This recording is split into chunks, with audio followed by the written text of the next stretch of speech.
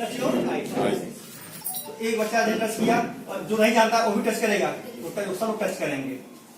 Ice कहें तो दोनों टच करना पड़ेगा।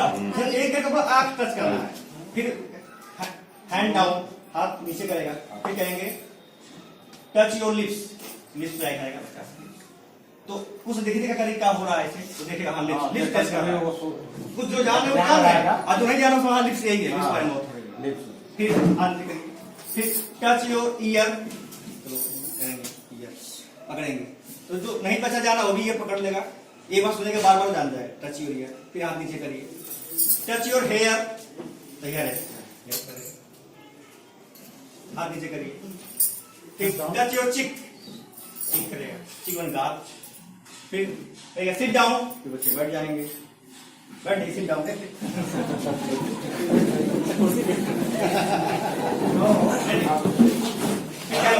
अभी हुआ नहीं है, सिट डाउन बोले थे ना, बैठे ठीक ठीक ठीक। फिर कहेंगे स्टैंड अप, फिर स्टैंड अप हो जाएंगे, खड़े हो जाइए स्टैंड अप। फिर एक चीज और है, बच्चे कहेंगे टर्न अराउंड, टर्न अराउंड, तो बच्चा से घूमेगा टर्न अराउंड।